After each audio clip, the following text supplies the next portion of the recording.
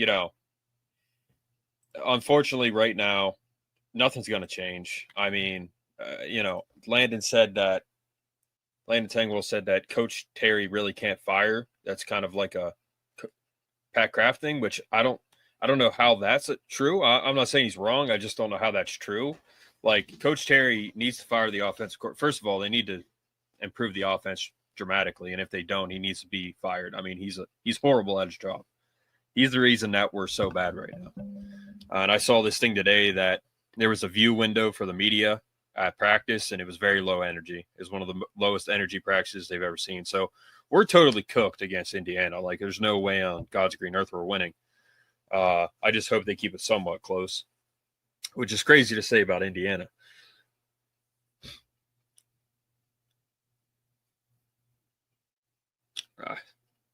I don't know. I mean,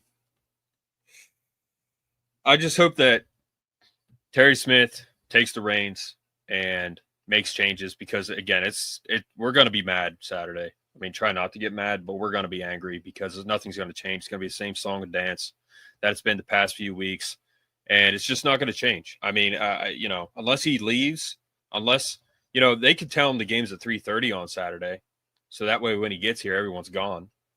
They could be like, hey, the game is at 3:30, Coach K. Be there at 3 o'clock.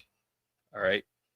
But sit in your car and wait until we come get you, and then just don't go get him. And then he'll be out there till like 9 o'clock waiting for the game to start or someone to come get him. I think that's the only way our offense does well, is if they just tell him the game's at 3:30 and then he just doesn't show up. Because you don't want him showing up at 3 and the game's not over. And then he comes in, he's like, oh, I'll call plays. It's like, no, now we're nearly winning because you're not here. And if you call the plays now, then we're probably going to lose. So, no. So, yeah. But Coach Drink is the next guy. So since they say at least Urban Meyer is not coming to Happy Valley, then Brom, Drinkwitz, Elko, or possibly Joe Brady or Hartline, we are. Yeah, I was listening to, is it Landry Football? He was a coach. Great podcast, got a great voice. I watch him on YouTube, Landry Football. And he said that Joe Brady is just not really going to work because he's in the NFL. And I've said this too, like I think he would be a pretty solid hire, but I think he will stay in the NFL and he's going to be a head coach in the NFL. That's what I think. So, and who knows, maybe he'll hire Franklin one day when he's a head coach in the NFL. That would be a joke on his part, but I think he's going to stay in the NFL, and to leave where he's at now, an NFL system, to come to college and take the reins at Penn State, and it'll take more than money for him. I mean, I just don't know how well that would work out. But Terry Smith, I'm the head coach, and they told me I can make all final decisions. Smith said there's no need to make any changes right now, so that's how I see it. Yeah, that's not true at all, Coach Smith. We love you, but you need to make some changes right now. Coach K needs to be fired. He needs to go back wherever he came from and just chill and never watch us again, and we'll just pretend he was never here. So that's what they need to do right now. Can't we give AK a headset that's not plugged in or something? One thing my dad said, who was on here before, he said, why aren't these guys standing on the sideline? Like Manny Diaz, for example, he stood on the sideline. Coach Ganner. Galen Hall never really did. He was up in the booth with Jay Paterno, but at least the DC should be on the field, I think. You go to high school games, for example, and I've been to quite a few this year, and in the stands, people be complaining, like, why is this kid doing this? Why is he doing that? Like, he's not good. And I'm like, go down to the sideline and stand there next to the people he's playing against, and you see how much bigger they are in person. That's football, and that's high school football. So if he's down on the sideline, I think it would just be better.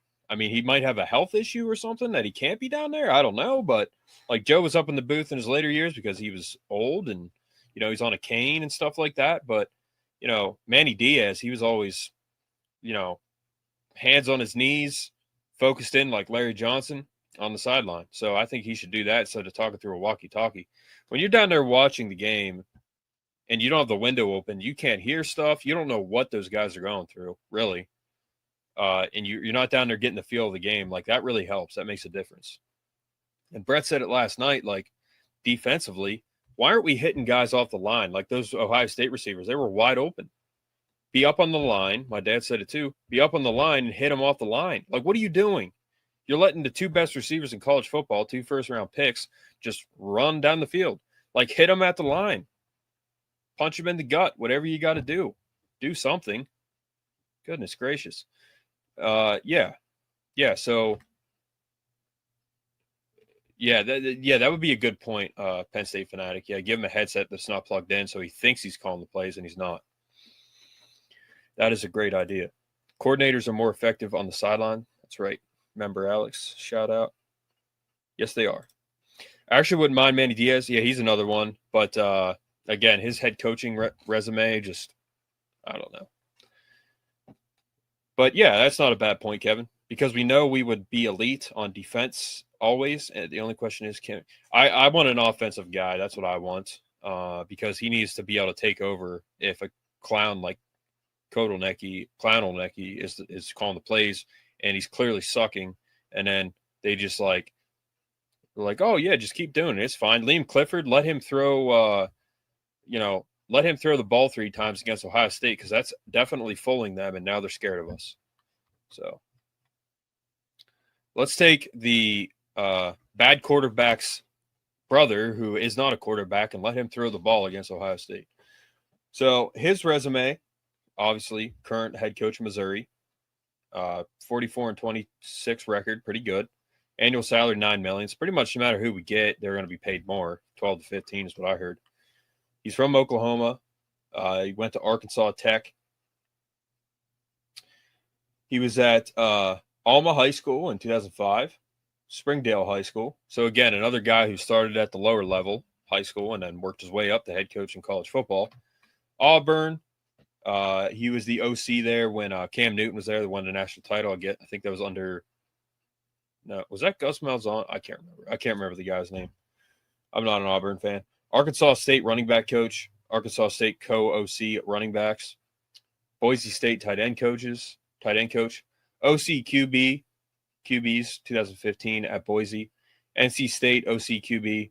Then he was at App State. I believe. Okay, so the year that we almost lost them was 2018 at home in the opener. And then, I'm pretty sure in 2019 they were good. Obviously, he got an SEC job after that. And in 2020 till now, 44-26 Missouri. He is an offensive guy. He has Bo Prabula. He has Matt Zollers. 2 guys that were almost – one was at Penn State, one was almost at Penn State. Gene Chizik. Thank you, Murray. So, again, another guy who – he's an offensive guy, which I prefer. He could bring Bo with him potentially. He could bring Zollers with him. Those are 2 potential future quarterbacks.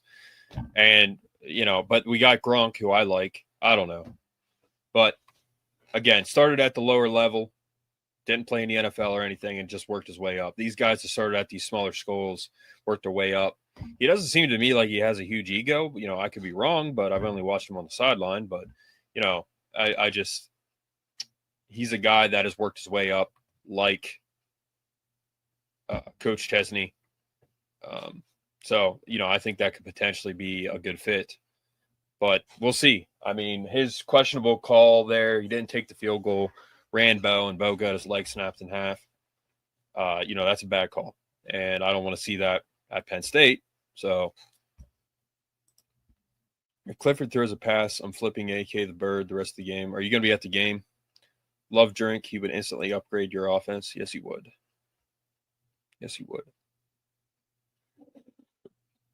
I was going to say, you try to flip Kotelneck, you're not going to be able to do that. So that's my thoughts on Drink. I mean, I just think that, he'd be a good fit. I just think he'd be a good fit. That's my personal opinion. Besides that one call that I saw against I don't even remember who it was against, but was it who the heck did they lose to?